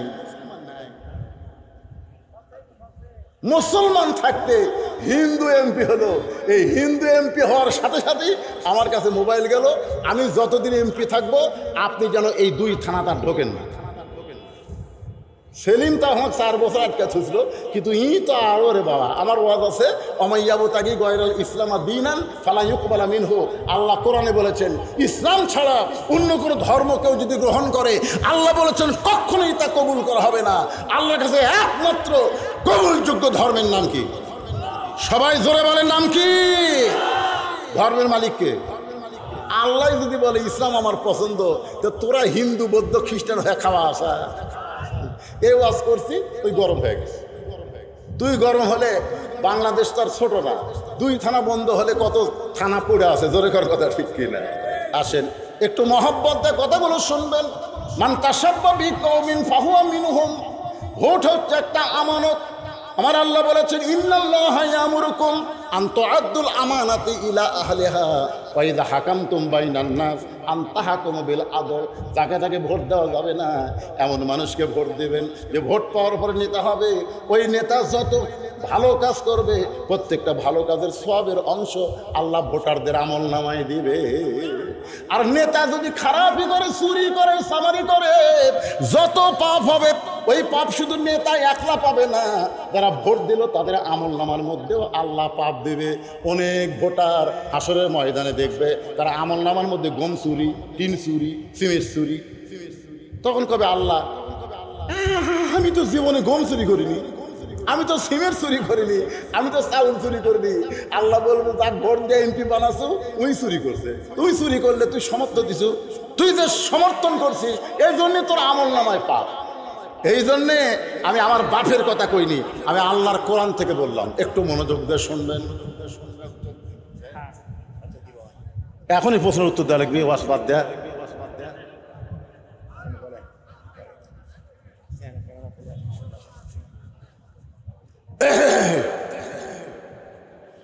ওমর ফারুক বলে বাবা হোসেন এবার তুমি প্রশ্ন শুরু করে দাও, খুব গুরুত্বপূর্ণ। হোসেন দাঁড়িয়ে বলতেছে, রে মেয়ে, আমার 1 নম্বর প্রশ্ন হলো আমার মাকে তুমি জানো? যেই প্রশ্ন করছে আমার মাকে তুমি জানো, আলী চুম করছে। কে চুম করছে? হজরত আলী চুম করছে। আলী চুম করার কারণ কি জানেন? কেন আমি ছেলের সাথে আছি, আর ছেলে আমার কথা না কয়া আর মায়ের কথা পাই কেন? বাবা আনন্দে মাতিয়া সাগরে ভাসাইয়া সেই যে চইলা যায় খবর লয় না। মাজন ধরিয়া উদরে কতই কষ্ট করে, 10 মাস পরে পায় প্রসবের বেদনা। এমন দরদি ভাবে কেউ হবে না আমার মা গো। আপনি কেমন ছেলে, ভালো ছেলে না খারাপ ছেলে, এটা প্রমাণ হবে বাপের দ্বারা না মায়ের দ্বারা। ধরে কোন কথা ঠিক কিনা? এই দেখেন যে ছেলেরা ওই যে পাঁচির উপর ঘুরতেছে, দৌড়াদৌড়ি করতেছে, 2-1টা ছেলে আমাকে আবার টার্গেট লাইট মারছে, আপনি খেয়াল করেনি? ওই থেকে টার্গেট লাইট মারছে। আচ্ছা ওই যে আমার টার্গেট লাইট মারলো, ওরা দৌড়াদৌড়ি করতেছে, এগুলো কি ছেলের দোষ? দোষ হলো আর মায়ের। হ্যাঁ, আর মাও পেটত দিয়ে গোটা পাড়া ঘুরিছে, ওই পেটের মধ্যেই ঘুরুনি ব্যারাম পাচ্ছে। ওই বাইরে এসে কোরআনের মাহফিলে বসতে পারবে না, ওই রাস্তা দেখলে ঘুর ঘুর করে ঘুরবি। জোরে কোন কথা ঠিক কিনা? হ্যাঁ, কারণ একজন খ্রিস্টান নেপোলিয়ন বলেছে ভালো একটা সন্তান যদি চাও ভালো একটা মায়ের দরকার। মা যদি ভালো হয় সন্তান আল্লাহর ওলি হয়। জোরে কোন ঠিক কিনা? হ্যাঁ, এই কারণে হোসেন বলেছে, রে মেয়ে, আমার মাকে তুমি জানো? সঙ্গে সঙ্গে পর্দার ওপার থেকে মেয়েটা বলতে, হোসেন আমি আপনার মাকে চিনি। হোসেন প্রশ্ন করেছে আমার মাকে তুমি জানো? আর মেয়েটা উত্তর দিয়েছে আমি চিনি। যেই কথা আমি চিনি, উমর ফারুক জিব্বাত কামড়। হযরত আলী চোখে দরদর করে পানি পড়তেছে। উমর ফারুক জিব্বাত কামড় দেওয়ার কারণ হলো প্রথম প্রশ্নই আউট। তিনটার তো উত্তর দেওয়া দূরের কথা, 1 নম্বরে আউট হয়ে গেল। কারণ প্রশ্ন করছে আমার মাকে জানো, আমি চিনি। আর আলীর চোখে পানি পড়ার কারণ কি জানেন? যে আমি স্বামী হইয়াও হোসেনের মাকে পুরোপুরি চিনবার পারিনি, আর তুই আমার বউকে হোসেনের মারে কেমনি চিনবি? কেন হোসেনের মা চিনার কোনো নারী না। দুনিয়ার মধ্যে সবচাইতে পর্দানিশী নারীর নাম হলো ফাতেমা। ধরে কোন কথা ঠিক কি না? আপনার বলেন তো, ফাতেমা চিনে এমন কোনো লোক আছে? ফাতেমা মেয়েদের সঙ্গেও কোনোদিন দেখা করেন, এই জন্যই করেনি। মেয়েরা বাহিরে এসে কোনো পুরুষকে যদি বলে দেয় ফাতেমার চোখের সাইজ এরকম, ফাতেমার মুখের সাইজ এরকম, ফাতেমার গায়ের রং এরকম, সেই জন্য মা ফাতেমা পুরুষ তো দূরের কথা কোনো নারীদের সঙ্গেও কোনোদিন দেখা করেনি। জোরে কান সুবহানাল্লাহ। আপনারা সকলেই জানেন, আমরা যারা হজ করছি, মুরব্বিও করছে, আমও করছি, জান্নাতুল বাকির মধ্যে যখন আমরা কবর জিয়ারত করতেছিলাম, ওই সময় একটা এরিয়ার দিকে যেই গেছি, পুলিশ আমাদের যায় বলতেছে মান্য কুল্লু হারাম। ওদিকে আর জবাব দিল না। আমি পরে এসে মদিনার একজন মুরব্বীর কাছে জানতে চাইলাম, মুরব্বী আমরা কবর জিয়ারত করতে করতে ওদিকে যাওয়ার চাইলাম, জবাব দিল না কেন? মুরব্বী চোখের পানিয়ে বলতেছে, হুজুর আপনি জানেন না, ওই পাশের কোনো এক জায়গায় ঘুমিয়ে আছে নবীর কলিজার টুকরা মেয়ে ফাতেমা। গভীর রাত্রে হযরত আলী ফাতেমাকে দাফন করার পরে আল্লাহর কাছে বলতেছে, আল্লাহ তোমার পর্দানিশী আমার বিবি গভীর রাত্রে মৃত্যুবরণ করলো, গভীর রাত্রে থেকে দাফন করে তোমার কাছে কান্দি, আল্লাহ ফাতেমারে তুমি কবুল করে নাও। এ দোয়া করার পরে তাকায় দেখে সামনে কয়েকটা কবর আছে, পুরাতন কবর, এইমাত্র নতুন কবর ফাতেমার নাই। আলী চিন্তায় পড়ে গেল, এখনই ফাতেমার কবর দিলাম, সেই কবরটা গেল কোন জায়গায়? গোটা জান্নাতুল বাকি দৌড়ার কান্দার বলে ফাতেমার কবর, এখনই কবর দিলাম, সেই কবর কোথায়? কে যেন বলে, আলী রে, ফাতেমা পর্দানিশী, আমি আল্লাহ জহুরা ডিগ্রি দিয়া ফাতেমার কবরটাকে কিয়ামত পর্যন্ত পর্দা করে দিয়েছি। যেই ফাতেমার কবর পর্দা হয়, আর সেই ফাতেমাকে বলতেছে আমি চিনি। অনেক সময় হয়ে গেছে, মেয়েটা বলে, হোসাইন আপনি প্রশ্ন করলেন, আমি উত্তর দিলাম, হলো কি হলো না? 3 বিচারকের 1 বিচারক কথা কন না। উমর ফারুক দাঁড়িয়ে বলছে, এই মেয়ে, হোসেন কি প্রশ্ন করেছে আর তুমি কি উত্তর দিছো? হোসেন প্রশ্ন করেছে আর মাকে তুমি জানো? তুমি বলবা তোমার মা নবীর মেয়ে, তোমার মা নবীর ছোট মেয়ে, তোমার মা আলীর স্ত্রী, এইগুলা না বলে তুমি বলতেছ আমি চিনি। সঙ্গে সঙ্গে মেয়েটা বলতে, হোসাইন আপনার মায়ের চোখের ভুরু জোড়া ছিল, আপনার মায়ের বাম গালে তিল ছিল, থুরজিতে লাল একটা দাগ ছিল। সঙ্গে সঙ্গে আলী দাঁড়িয়ে বলে, মা যা বলছিস মা, আর বলিস না, কারণ আমাদের 3 জনের মধ্যে একজন পরপুরুষ আছে। আপনারা বলেন তো, 3 জনের মধ্যে একজন পরপুরুষ, তার নাম কি? মা যা বলছিস আর বলিস না, তুই কেমনে বলিস মা? হোসেন মায়ের চোখের ভুরু জোড়া ছিল, আমি বলতে পারি, কারণ আমি তার স্বামী। আল্লাহ রাসূল বলেছেন, কোন স্বামী যদি বিবি চোখের 2 ভুরুর মাঝখানে একটা চুমা দেয়, তার আমল নামায় আল্লাহ খুশি হয়ে একটা ওমরা হজের সওয়াব দেয়। আপনাদের কাউকে যদি বলি, কে ভাই আপনার বইয়ের চোখের ভুরু কিরকম, তখন আপনি কবেন, আমি তো খেয়াল করিনি বাবা। কে রে, 30 বছর আগে বিয়ে করছিস, এখন পর্যন্ত ভুরু দেখিসনি, তার মানে কোনোদিন চুমা খায়নি। কি বললাম, এই যে চোখের যে ভুরু নাই, হাসির কথা না রে বাবা, এটা হালাল কথা, হালাল। এটা কি প্রেমিকার কপালে চুমা খাওয়ার কথা বলতেছি? নিজের বইয়ের কপালে এই যে 2 ভুরু আছে, এই 2 ভুরুর মাঝখানে একটা চুমা খাবেন, একটু শব্দ করে চুমা খাবেন, আল্লাহ তাআলা আপনার আমল নামায় একটা ওমরা হজের সওয়াব দিবে।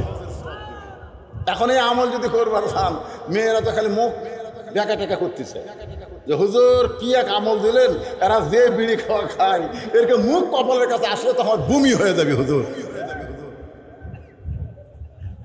এরকম অনেক পুরুষ মানুষ আছে বুঝলেন, ওরকে কাপড়ও দুর্গন্ধ, এরকে একটা বিড়ি খাওয়ার কারণে কাপড়ও গন্ধ হয়, কি হয় না? তখন ওরা যে বালিশে ঘুম পড়ে, বালিশ গন্ধ, খেতা গন্ধ, সব গন্ধ।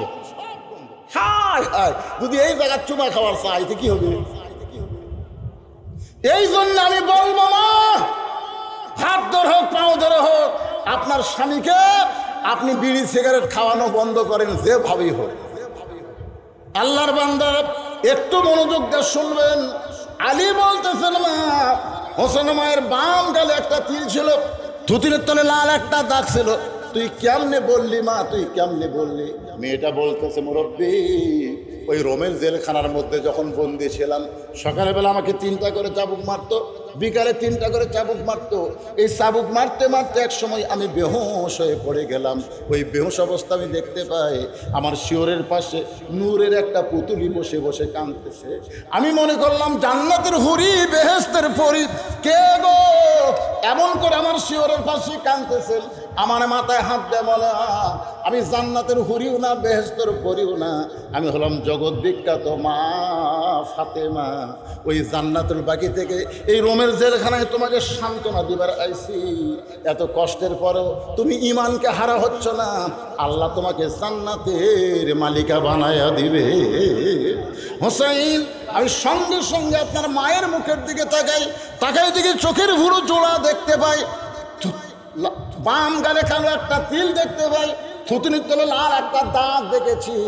সঙ্গে সঙ্গে হোসেন বলে, রে মেয়ে, 1 নম্বর প্রশ্নের উত্তর যেমন আশা করেছিলাম তার চাই তুমি 100 গুণ সুন্দর দিয়েছ। ওমর ফারুক বলতেছে, আলী ভাই আল্লাহ তাআলা আমার ঘটকালি কবুল করছে। হোসেন বলতেছে 99-এর মধ্যে কেবল 33 হচ্ছে। 3 প্রশ্নে উত্তর কমপ্লিট, একটার উত্তর দিবার পারছে, তাতে আপনার ঘটকালি আল্লাহ কবুল করছে। আরো 2টা প্রশ্নের উত্তর যদি দিবার পরে তাহলে মেয়েকে বিয়ে করব, নচেত আমি বিয়ে করব না। ওমর ফারুক বলে, হোসেন তাহলে তুমি 2 নম্বর প্রশ্ন করো। এবার হোসেন বলে, রে মেয়ে, আমার 2 নম্বর প্রশ্ন হলো 6 বছর বয়সে তুমি ঈমান গ্রহণ করলা। আমার প্রশ্ন হলো ঈমানটা তুমি পাইলা কেমনে? কারণ তুমি বলেছো তোমার দাদা হলো খ্রিস্টান, তোমার বাবা হলো খ্রিস্টান, যেই দেশে তুমি জন্মগ্রহণ করেছো ওই দেশের সবাই খ্রিস্টান, ওই খ্রিস্টানদের দেশে তুমি 6 বছর বয়সে ঈমান কেমনে পাইলা? ওমর ফারুক চমকে উঠছে। এই মেয়েটা যখন আমাকে বলল আমি 6 বছর বয়সে ঈমান গ্রহণ করেছি, 12 বছর ঈমানের পরীক্ষা দিয়েছি, আমি ওমর যেই প্রশ্ন মেয়েটাকে করতে পারি নাই সেই প্রশ্ন করেছে হোসাইন। জোরে কোন সুবহানাল্লাহ। মেয়েটা বলতে, হোসাইন 6 বছর বয়স ঈমান কেমনি পাইলাম? তাহলে শোনেন, আমি দুনিয়ার সাধারণ কোনো ঘরের মেয়ে না। আপনার মনে করবেন না যে আমি সাধারণ ঘরের মেয়ে। আমার দাদা হলো রোম সম্রাট কাইসার। একদিন পড়ন্ত বিকালবেলা আমার দাদা আমাদের অন্দরমহলে গিয়ে বলতেন, নাতি রে, আজকে রোমের রাজদরবার খেলা দেখার কথা শুনলে কিন্তু পাগল হয়ে যায়। বর্তমানে দেখবেন একটা ছেলে সবসময় ডিস্টার্ব করে, ওকে যদি মোবাইলে একটা গেম বার করে দেন ও কিন্তু আর ডিস্টার্ব করবে না, দরকার সারাদিন মোবাইলে খেলা দেখবে। ধরে কোন কথা ঠিক কে না? ছোট বাচ্চারা খেলা দেখার প্রতি যে আমার দাদা বলল, নাতি আজকে রোমের রাজদরবারে খেলা হবে, তুই কি খেলা দেখতে যাবি? হোসাইন, আমি 6 বছর ঈমান কেমনে পাইলাম শোনেন। আমি দাদার সঙ্গে খেলা দেখতে আসলাম রাজদরবারে। আমার দাদার সিংহাসনের পাশে ছোট্ট একটা চেয়ার সেট করে দিল। ওই চেয়ারে আমি বসেই বললাম, দাদা খেলা দেখার কথা বলে নিয়ে আসলেন, খেলা কোন জায়গায়? আমার দাদা বলে, ওই যে তাকায় দেখ। মেয়েটা বলে, আমি তাকায় দেখি একজন মানুষের চোখ কালো কাপড় দিয়ে বাঁধা রাখছে, ওই মানুষের 2টা হাত কালো রশি দিয়ে বাঁধা, ওই মানুষের 2টা পা লোহার শিকল দিয়ে আটকানো আছে। আমি বললাম, দাদা খেলা দেখার কথা বলে আপনি নিয়ে আসলেন, কিন্তু আপনি আমাকে কি দেখাচ্ছেন? যেই লোকটার চোখ বাঁধা, হাত বাঁধা, পা লোহার শিকল দিয়ে আটকানো, তাকে আপনি কি খেলা খেলবেন? আমার দাদা বলে, নাতি রে, তুই যারে দেখতেছিস ওইটা হলো মুসলমান, ওইটা হলো মুসলমান। আজকের খেলা হয় এদের তাকায় দেখ। মেয়েটা বলে, আমি তাকায় দেখি বিশাল একটা আগুনের চুলা দাউ দাউ করে জ্বলতেছে। আমার দাদা বলে, রে নাতি, আজকের খেলা হলো মুসলমানকে হাত পা বান্ধা আগুনের মধ্যে ফেলে দেব, মুসলমান আগুনে পুড়ে মরে যাবে। আজকের খেলার নাম দিছি মুসলমান মারার খেলা। আমি তখন 6 বছরের ছোট্ট মেয়ে, আমার দাদাকে জোড়হাত করে বললাম, দাদু ভাই ওই মুসলমানকে মারার খেলা কি বন্ধ করা যায় না? একটা জীবন্ত মানুষকে আগুনের চুলার মধ্যে পুড়ে মারবেন, এই খেলা কি বন্ধ করা যায় না? আমার দাদা বলতেছে 100 বার বন্ধ করা যায়। মুসলমান যদি খালি একটা বারের জন্য বলে আল্লাহ রাসূল মানি না, ওই মুসলমান খালি একটা বারের জন্য বলবে আল্লাহ রাসূল মানি না, আমি সঙ্গে সঙ্গে তার চোখের বাঁধন খুলে দিব, হাতের বাঁধন খুলে দিব, পায়ের শিকল খুলে দিব, খালি একটা বার যদি বলে আল্লাহ রাসূল মানি না। মেয়েটা বলে হোসাইন, আমি তখন চেয়ার থেকে উঠে আস্তে আস্তে মুসলমানের কাছে গেলাম, গিয়ে বললাম মুসলমান, তোমার চোখ দুইটা বেঁধে রাখছে, তোমার হাত দুইটা বেঁধে রাখছে, তোমার পা দুইটা লোহার শিকল দিয়ে আটকায় রাখছে, কিছুক্ষণ পর আগুনের চুলার মধ্যে তোমাকে ফেলে আমার দাদা পুড়াইয়া মারবে। তুমি যদি বাঁচতে চাও তাহলে একটা বারের জন্য বলো আল্লাহ রাসূল মানি না, খালি একটা বারের জন্য যদি বলতে পারো আমার দাদা তোমাকে মুক্ত করে দিবে।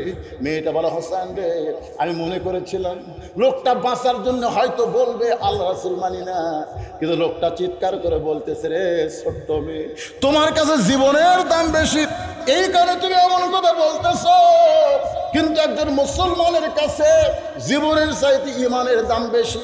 দরকার হলে ফাঁসির মঞ্চে যাবে মুসলমান, কিন্তু রাষ্ট্রপতির কাছে বাঁচার দরখাস্ত লেগেবে না।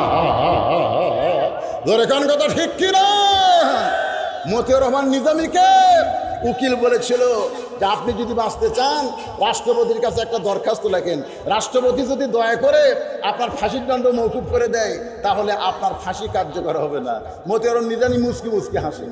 উকিল বলে হাসেন কেন? বলে হাসার কারণ হলো তুমি যাকে দরখাস্ত লিখতে বলতেছো এরকম 3টা রাষ্ট্রপতিকে আমি ক্ষমতার থাকা অবস্থায় মরা দেখছি।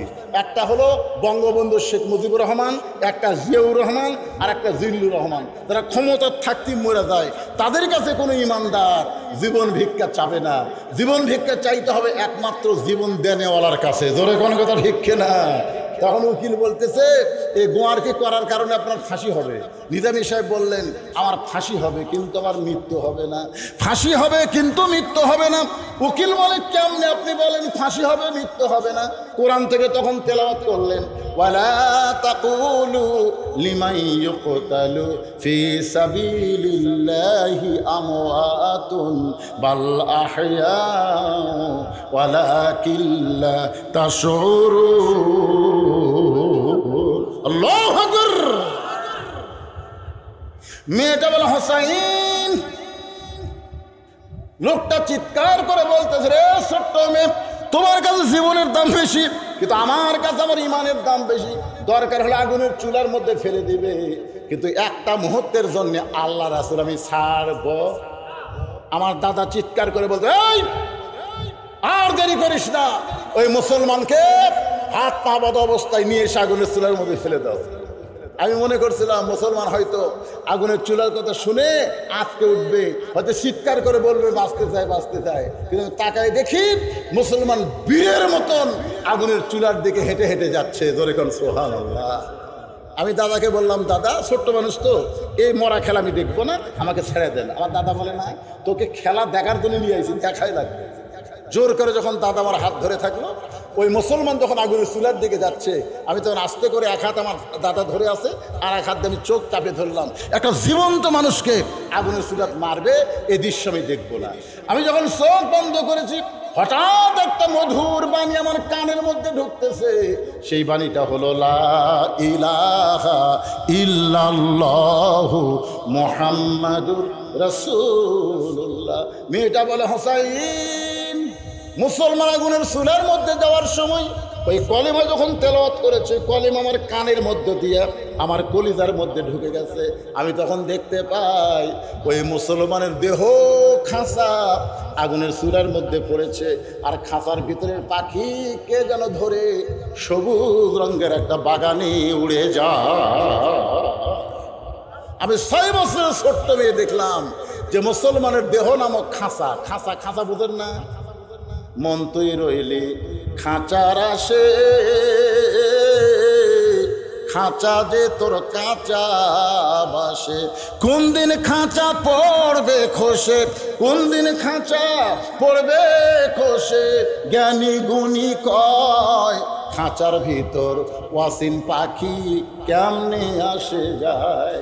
আমি নিজের চোখে দেখতে পেলাম, চোখ বন্ধ, তারপর আল্লাহ অন্তরে চক্ষু দিয়ে দেখাইছে যে মুসলমানের দেহ পড়ছে আগুনের চুলায়, কিন্তু খাঁচার পাখিটা ধরে নিয়ে গেল সবুজ রঙের বাগানে উড়াল দিয়ে যখন চলে যায়, আমি তখন জোরে একটা হ্যাঁচকা দিলাম।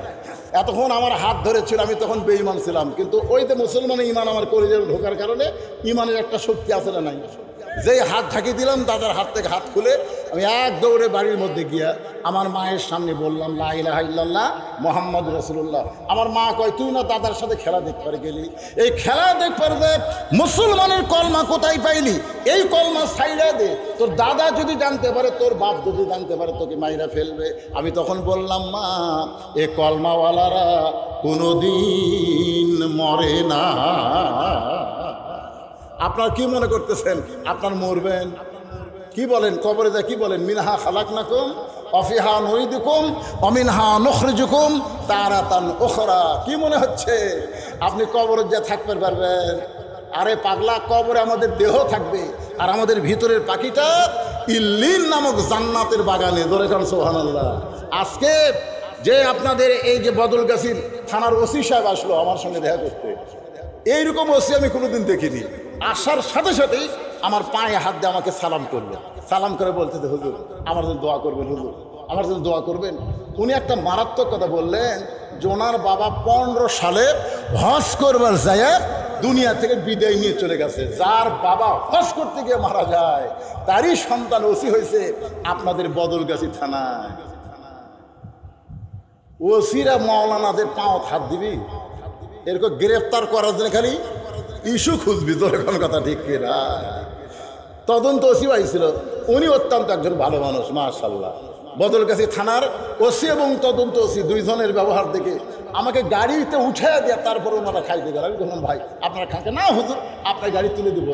গাড়ি ওঠার পরে গাড়ির দরজা বন্ধ করে যতক্ষণ গাড়ি না ছাড়ছে ততক্ষণ তারা দাঁড়িয়েছিল। আল্লাহ বলেছে, হুজুর আমাদের জন্য একটু প্রাণ খুলে দোয়া করবেন।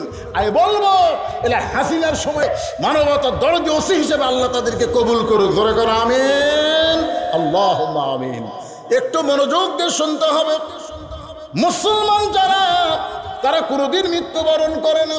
মেয়েটা বলে, হোসাইন আমার দাদার সামনে একজন মুসলমানকে হত্যা করার সময় ওই মুসলমানের কাছ থেকে ঈমান পেয়েছি। 6 বছর বয়সে এইভাবেই ঈমানটা আবার আল্লাহ আমাকে দান করেছে। সঙ্গে সঙ্গে হোসেন বলতেছে, রে মেয়ে, 2 নম্বর প্রশ্নের উত্তর যেমন আশা করেছিলাম তার চাইতে 1000 গুণ তুমি সুন্দর দিয়েছ। ওমর ফারুক বলতেছে, আলী ভাই আল্লাহ আমার ঘটকালি কবুল করছে। হোসেন বলতেছে, 99 না পাইলে হবে না, আমাদেরও 99 লাগবে, 66 আমরা পায়া বসে আছি। জোরে কোন কথা ঠিক কিনা? আর 33 নম্বর পালে আমরা বিনা হিসাবে জান্নাতি। জোরে কোন সুবহানাল্লাহ। আল্লাহর সামনে হিসাব দিয়ে কোন তো একটা লোক খাড়া এখন, হুজুর আমি আল্লাহকে হিসাব দিয়ে জান্নাত জানি। কিছুদিন আগে এক লোক আমাকে বলতে, হুজুর আল্লাহ কি জান্নাত দিবি না? আমি বললাম, মুসলমান অবশ্যই আল্লাহ জান্নাত দিবি, না হয় 2-4 বছর জাহান্নাম খাটা লাগবে হুজুর, তারপরে কি জান্নাতের যেমন। আমি কইলাম, পাগলা 2-4 বছর তুমি জাহান্নাম খেতে পারবে, এই সাহস তোমার কে দিল? দুনিয়ার আগুনে 5 মিনিট হাত দিয়ে থাকো তো। আপনার বলেন, দুনিয়ার যে আগুন আছে 5 মিনিট হাত দিয়ে থাকা পারবেন? পারবেন? দুনিয়ার আগুনের পাওয়ার বেশি না জাহান্নামের আগুনের পাওয়ার বেশি? জাহান্নামের আগুনকে 70 বার পানির মধ্যে চুবড়াইয়া চুবড়াইয়া পাওয়ার একেবারে কম করে তারপর আল্লাহ দুনিয়া দিছে। আর সেই দুনিয়ার আগুনে যদি 5 মিনিট হাত দিয়ে থাকবে না পারো, আর 2-4 বছর তুমি জাহান্নামে থাকবে, এত বড় সাহস তোমাকে কে দিল? সমস্ত যুবকেরা বলো, আল্লাহ যেন আমাদেরকে বিনা হিসাবে জান্নাত দেয়। যেরকম আমিন। এবার ওমর ফারুক বলে, হোসাইন এখন তাহলে তুমি 3 নম্বর প্রশ্ন করো। কয় নম্বর প্রশ্ন করবে? কয়টা? 3টা। জোরে কোন কয়টা? উত্তর হচ্ছে কয়টা, বাকি আছে কয়টা? 3 নম্বর প্রশ্ন হোসেন দাঁড়ে বলে, রে মেয়ে, আমার 3 নম্বর প্রশ্ন হলো, বিবাহের পরে আমার সঙ্গী তোমার থাকতে হবে। রে যুবকেরা শোনো, বিয়ার আগে না বিয়ার পরে? আপনার হোসেন কি বলেছে? বিবাহের আগে না পরে? কি বলেছে? বিবাহের পরে আমার সঙ্গী কিন্তু তোমার থাকা লাগবে। আচ্ছা বলেন তো, বিয়ার পরে বউ কার সাথে থাকে? কথা কন না কেন, কার সাথে? তাহলে এরকম একটা প্রশ্ন, এটা একটা প্রশ্ন হলো। এই প্রশ্ন যেই হোসেন করছে, মেয়েটা কান্না শুরু করে দিছে। উমর ফারুক বলে, মা 2টা কঠিন প্রশ্নের উত্তর তুমি দিয়ে দিলা, আর একটা সহজ প্রশ্ন করলো, বিয়ার পরে আমার সঙ্গে থাকতে হবে, তুমি কবে আমি থাকবো? মেয়েটা বলতেছে আমিরুল মুমিনিন, এরকম সহজ উত্তর দিলে হোসাইন পছন্দ করবে না। এরকম কথা সবাই বলতে পারে, তুমি আমার জীবন বলতে পারে না, বিয়ার আগে বলতে পারে না। মেয়েটার সাথে হোসাইনের বিয়া হসে, এ কথা কান হসে হয়নি তো, এখন বিয়ার আগে তো বলতে পারে তুমি আমার জীবন, তোমার ছাড়া আমি বাঁচবো না। এ কথা বিয়ার আগে কোয়া যায়, বিয়ার পরে একটা স্বামীও বউ কয় না তুমি আমার জীবন। কথায় কথার থাপড়া বাড়ছাই, ধরে কোন কথা রেখে হোসেন কখনকার কথা বলেছে বিয়ার পরে। মেয়েরা যখন ফোবায় কাঁদতেছে, ওমর ফারুক বলে না তাহলে কি 3 নম্বর প্রশ্নের উত্তর দেবার পারবা না? এবার মেয়েটা বলে হোসাইন আপনি যে প্রশ্ন করেছেন তার উত্তর হলো আল্লাহর একজন মস্ত বড় পয়গম্বর ছিল, সে পয়গম্বরের নাম হলো আইয়ুব নবী। কি বাজান কিছু হয়েছে আপনাদের? কি ক্লিয়ার?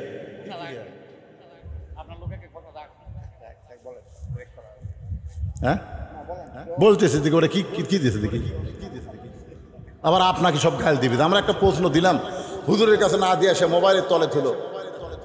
বিরক্ত হচ্ছেন আপনারা? তারিখ কিন্তু শেষ না, না যেই তারিখে বিজ্ঞাপন সেই তারিখ কিন্তু আর নাই। দেখতেছে এই দেখেন, প্রশ্নের আগে শোনেন, বড় আব্বু বা চাচাকে বাবা বলে ডাকা যাবে কিনা? তো বড় আব্বু চাচাকে বাপ ডাকলে বাবু কি করে ডাকবেন?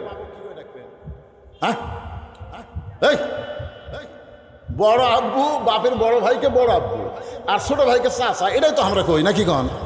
আর আমার বাপ আব্বা কই আর বাবা কই, সেটা কই একটা কই। তা আপনি যদি বাবা কবর চান তো চাচা কি করে ডাকতেন? এলা সব অবান্তর প্রশ্ন নয়। স্বামীর নাম ধরে স্ত্রী সবার সামনে ডাকতে পারে কি? ডাকলে ক্ষতি নাই, কিন্তু ডাকাটা চরম বেয়াদবি। ডাকা হলো চরম বেয়াদবি, তবে ডাকলে ক্ষতি নাই, কিন্তু ডাকাটা চরম বেয়াদবি। আল্লাহ রাসূল বলেছেন আল্লাহর পরে কাউকে যদি সেজদা দেওয়ার হুকুম থাকতো তাহলে প্রত্যেকটা বউকে বলতাম স্বামীর পায়ে সেজদা করো। এ কথার দ্বারা রাসূল বুঝাইলেন আল্লাহর পরই মেয়ে মানুষের সবচাইতে দামি ওই মহান ব্যক্তি হলো তার স্বামী। ধরে করার কথা ঠিক কিনা? সেই স্বামীর নাম ধরে ডাকলে ওই সংসারে আর যাই হোক বরকত থাকবি না। ছেলের বাপ করে বলবেন, রহিমার বাপ কি আব্দুর রহিমের বাপ, এভাবে ডাকবেন। নাম ধরে ডাকবার কি কথা? আর যতদিন বাচ্চা কাচ্চা হয়নি ততদিন বলবেন হবির বাপ। হবির বাপ মানে একটা বাচ্চা তো হবি, এদিন হবির বাপ বলবেন, হবির বাপ। স্বামীর সামনে টিপ পরা যাবে কিনা? স্বামীর সামনে টিপ পরা যাবে। রাত্রেবেলা যখন স্বামী বউকে আদর সোহাগ করবে ওই সময় টিপ লিপস্টিক যা আছে সব পরে আল্লাহ রাসূল বলেছেন স্বামীর জন্য সাজা যাবে, স্বামী ছাড়া অন্য কোনো পুরুষের জন্য সাজা সম্পূর্ণ হারাম। স্বামীর জন্য যাবে, টিপ পরেন আর যাই পরেন, স্বামী ছাড়া অন্য কারো সামনে পরা যাবে। জোরে বলেন যাবে। বাজারে টিউব মেহেদি হাতে দিলে নামাজ বা রোজা হবে কিনা? নামাজ না হওয়া রোজা না হওয়ার কোনো কারণ না। ওটা হাতে দিলে ওটা হাতের সঙ্গে মিশে যায়, সবই হবে, কোনো সমস্যা নেই। মেয়েরা দিবেন, পুরুষেরা যেন আবার দিয়েন না, বুঝেন না? পেটে বাচ্চা থাকাকালীন কি কি আমল করা উচিত? পেটে বাচ্চা থাকাকালীন আপনার আমলের সাথে বাচ্চার সম্পর্ক হবে। আল্লাহ রাসূলের হাদিসের ব্যাখ্যায় বলা হয়েছে পেটে বাচ্চা নিয়ে মা যখন নামাজ পড়ে রুকুর থেকে যখন সেজদায় যায় তখন বাচ্চা পেটের মধ্যে একটা দোমল খায়। 4-5 মাসের বাচ্চা পেটের মধ্যে দোমল খায়। ফেরেশতারা বলে আল্লাহ দেখো তোমার বান্দি সেজদা দেওয়ার সময় এখন বাচ্চা একটা চাপ খাচ্ছে, বাচ্চার কি কষ্ট হয় না? আল্লাহ বলে ফেরেশতা সাক্ষী থাকো, যেই মা পেটে বাচ্চা নিয়ে নামাজ পড়তেছে ওই মা শুধু নিজে একা নামাজ পড়তেছে না, পেটের বাচ্চাকেও নামাজের ট্রেনিং দিচ্ছে। ধরে কারণ সুবহানাল্লাহ। পেটে বাচ্চা নিয়ে মা যদি পর্দার মধ্যে থাকে ওই বাচ্চা পর্দানিশী হয়ে জন্ম নেয়। পেটে বাচ্চা নিয়ে মা যদি রমজান মাসে রোজা করে ওই বাচ্চা দুনিয়াতে রোজা ভাঙবে না, হোটেলের দরজাত কালো পর্দা দেয় ভিতরে কোনোদিন খাবে না। একজন মা ভালো ভালো আমল করবে, আমলের সাথে আল্লাহ পেটের বাচ্চার সম্পর্ক করে দেয়। উত্তর শেষ, প্রশ্ন শেষ। এখন আসেন, মেয়েটা বলতেছে আইয়ুব নামে আল্লাহর একজন নবী ছিলেন। আইয়ুব নবী একজন বাদশা ছিলেন। বাদশা যখন ছিলেন তখন তার চাকর নৌকর প্রসাদ বাড়ি অনেক কিছুই ছিল, এমনকি অনেকগুলো বিবিও তার ছিল। আইয়ুব নবী একসময় অসুস্থ হয়ে গেল। অসুস্থতা এমন অসুস্থ তার দেহের মধ্যে ঘা শুরু হলো, এমন ঘা হলো দেহের মধ্যে পচন শুরু হয়ে গেল। একটা জীবিত মানুষ যখন দেহ পচে যাচ্ছে তার দুর্গন্ধ হওয়ার কারণে একসময় আল্লাহ তাআলা আইয়ুব নবীর কাছ থেকে বাদশাহী কায়দা নিলেন। এই দুর্গন্ধ শরীর হওয়ার কারণে চাকর নকর যারা ছিল তারা সবাই চলে গেল। এমনকি এই দেহের দুর্গন্ধ পোকা লাগার কারণে সমস্ত বিবি আইয়ুব নবীকে তালাক দিয়ে যখন চলে যায় আইয়ুব নবী এত দুর্গন্ধ, তাকে লোকালয় থেকে জঙ্গলের মধ্যে যখন ফেলে দিয়ে আসলো, ওই সময় একটা বিবি আইয়ুব নবীকে ছাড়ে না। সেই বিবিটার নাম হইল রহিমা। মেয়েটা বলতেছে, হোসাইন, বিবি রহিমা যেমন বিবাহের পরে স্বামীর সঙ্গে ছিল, সুখের দিনেও ছিল, আবার দুঃখের দিনেও ছিল, শান্তির সময় ছিল, আবার বিপদের সময় ছিল, আমিও বিবাহের পরে আপনার সঙ্গে ওই রহিমার মতো থাকতে চাই। হোসেন বলতেছে, এই মেয়েকে বিবাহ করাতে আমার কোনো আপত্তি নাই। আজকে আলোচনার ভিতর দিয়ে আমি যতগুলো কথা বলেছি, প্রত্যেকটা কথা যদি আমরা গ্রহণ করে আমল করে আল্লাহর কোরআন অনুযায়ী, নবীর তরিকা অনুযায়ী দুনিয়া থেকে যাবার পারি, বাকি 33 নম্বর আল্লাহ আমাদেরকে দিয়ে গোল্ডেন A+ নিয়ে বিনা হিসেবে আল্লাহ জান্নাত দেবে। সকলে বলি আল্লাহুম্মা আমিন। ভাইজান ওঠা বসা করবেন না ভাই, ছেলেরা বড় কষ্ট করে মেহনত করে মাহফিল করেছে। একসময় আমাকে বলছিল আদায় করবেন, পরে বলছে না আদায়ের কোনো দরকার নেই। তার মানে ফ্রেশ মন নিয়ে তারা একটা মাহফিল করছে। আমরা কি তাদের জন্য একটা দোয়া করব না? আপনাদের সবার জন্য কি দোয়ার একটা দরকার নাই? এদের সকলে ইস্তেগফার পড়ি ভাইজান, সবাই ইস্তেগফার পড়ি। আস্তাগফিরুল্লাহ রব্বি মিন কুল্লি জামবি ওয়া তুবু ইলাইহি লা হাওলা ওয়ালা কুওয়াতা ইল্লা বিল্লাহিল আলিয়্যিল আযীম। আল্লাহুম্মা সাল্লি আলা মুহাম্মদ, আল্লাহুম্মা বারিক আলা মুহাম্মদ। মুরব্বি কিছু বলবেন আপনি? আল্লাহুম্মা আমিন। সবাই হাত তুলে আল্লাহুম্মা আমিন। আচ্ছা ঠিক আছে, সেটা জানি আমি। আয় আল্লাহ, কঠিন গরম আল্লাহ, সেই কঠিন গরমের মধ্যে তোমার পাগলেরা আরে আরামের বাড়ি, আরামের ফ্যানের বাতাস বাদ দিয়া, আরামের ঘুম বাদ দিয়া এত রাত পর্যন্ত তোমার জান্নাতের বাগানে কষ্ট করে বসেছিল আল্লাহ। যতক্ষণ ওয়াজ করেছি কেউ নড়াচড়া করেনি বাবু, দুই একজন উঠে গেছে, তারা পরক্ষণে আবার এসে বসলো আল্লাহ। এত কষ্ট করে এত লম্বা সময় যারা আলোচনা শুনেছে আল্লাহ, আজকের মাহফিল আমাদের সকলের হেদায়েতের জন্যে, নাজাতের জন্যে, জান্নাতের জন্যে আল্লাহ কবুল করো। এই মাহফিলের শুরু থেকে শেষ পর্যন্ত যত আলোচনা হয়েছে, এর মধ্যে যদি ত্রুটি হয়, ভুল হয়, মাফ করে দিও। এর যা হাদিয়া মঞ্জুর করো। সোনার মদিনায় নবী পাকে রওজা মুবারকে আল্লাহ কবুল করে নিও। तमाम आम्बियाई केराम, असहाबे केराम, ताबीन केराम, तबा ताबीन केराम, आउलाई केराम, पीर माशाइख बुजुर्गानी केराम, तमाम पृथिवीर माटिर निचे যত মুমিন মুমিনা শুয়ে আছে আল্লাহ সকলের আরওয়াহ পরে হাদিয়া কবুল করো আল্লাহ।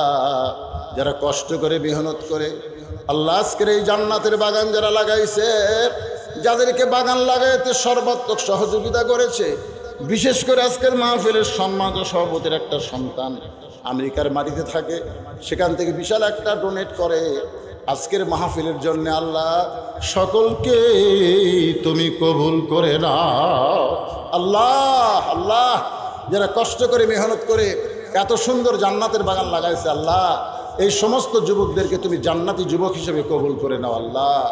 বেশ করে আমার ছোট ভাইয়ের একটা বন্ধু আমাকে দাওয়াত দিবার দেওয়া বলতেছে, হুজুর আপনার ছোট ভাই আমার ক্লাসমেট, আমরা বন্ধু মানুষ আল্লাহ, এই এলাকার মানুষ যাকে ওয়ান্টু হিসেবে চিনে আল্লাহ, তার সাথে যারাই ছিল সকলে মিলে আজকের মাহফিলটা আল্লাহ পুরা দমে শেষ মোনাজাত করতেছি মাহবুব, তাদের সকলকে আল্লাহ তুমি কবুল করো আল্লাহ।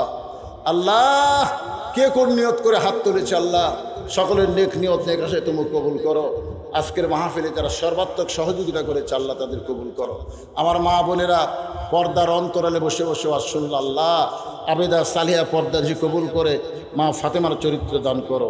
আজকের মাহফিলের সম্মানিত সভাপতি মুরব্বী মানুষ আল্লাহ তুমি তাকে কবুল করো, তার শরীরকে সুস্থ রেখো, তাকে হায়াতে তাইবা দান করো আল্লাহ। আজকের মাহফিলের প্রধান অতিথি, বিশেষ অতিথি আলেম ওলামা, ইমাম মুয়াজ্জিন আল্লাহ সকলকে আল্লাহ তুমি কবুল করো আল্লাহ। আমার সামনে হাত তুলে যারা আমিন আমিন করতেছে আল্লাহ, আল্লাহ কে কোন নিয়তে হাত তুলেছে আল্লাহ সকলের নেক নিয়ত নেক আশাকে আল্লাহ তুমি কবুল করো। কত মানুষের আমরা জানাজা নামাজ পড়েছি ভাইজান, কত মানুষের কবরে আমরা মাটি দিয়েছি এই দুই হাত দিয়ে। দেখেন একদিন আমরা সবাই মরে যাব আল্লাহ, যেদিন আমাদের মৃত্যু হয় দিনটা যেন জুমার দিন হয় আল্লাহ, মাসটা যেন রমজান মাস হয়, ইমানের সাথে যেন দুনিয়া থেকে বিদায় নিতে পারে আল্লাহ তুমি কবুল করো আল্লাহ। ভারতের মুসলমানকে হেফাজত করো আল্লাহ। আল্লাহ যারা মুসলমানের মসজিদ মাদ্রাসাকে চুরমার করতেছে আল্লাহ তুমি তাদেরকে ভেঙ্গে চুরমার করে দাও আল্লাহ। আল্লাহ ফিলিস্তিন গাজার মুসলমানকে আল্লাহ তুমি হেফাজত করো আল্লাহ ইহুদির বাচ্চাদেরকে পৃথিবীর মানচিত্র থেকে তুমি ধ্বংস করে দাও আল্লাহ। তুমি সবই পারো আল্লাহ। তোমার কাবা ঘর ধ্বংস করতে আইছিল আব্রাহা, তুমি তাকে ধ্বংস করে দিয়েছো। আজকে তোমার বাইতুল মুকাদ্দাস হেফাজতের জন্য মুসলমানদেরকে জীবন দিতে হচ্ছে আল্লাহ। তুমি সবই জানো আল্লাহ, তুমি সব দেখতেছো আল্লাহ। পৃথিবীর মানচিত্র আল্লাহ সব তোমার দেখা। মেহেরবানি করে আল্লাহ মুসলমানদের তুমি হেফাজত করো আল্লাহ। পৃথিবীর যেখানেই মুসলমান বিপদে আছে আল্লাহ মুসলমানকে রহম করো। আমার বাংলাদেশের প্রতি খাস রহমত নাজিল করো আল্লাহ। আল্লাহ দেশনেত্রী বেগম খালেদা জিয়া বিদেশের মাটিতে চিকিৎসার জন্য গেছে আল্লাহ। আল্লাহ তাকে তুমি পুরোপুরি সুস্থতা দান করো আল্লাহ। মেহেরবানি করে আমি অসুস্থ, আমার মতো যারা অসুস্থ মানুষ হাত তুলেছে আল্লাহ, সবাইকে সুস্থতার নিয়ামত দান করে দাও আল্লাহ। মরণের সময় আমাদের জবানে তুমি জারি করে দিও লা ইলাহা ইল্লাল্লাহু মুহাম্মাদুর রাসূলুল্লাহ সাল্লাল্লাহু আলাইহি সাল্লাম। আসসালামু আলাইকুম ওয়া রাহমাতুল্লাহ।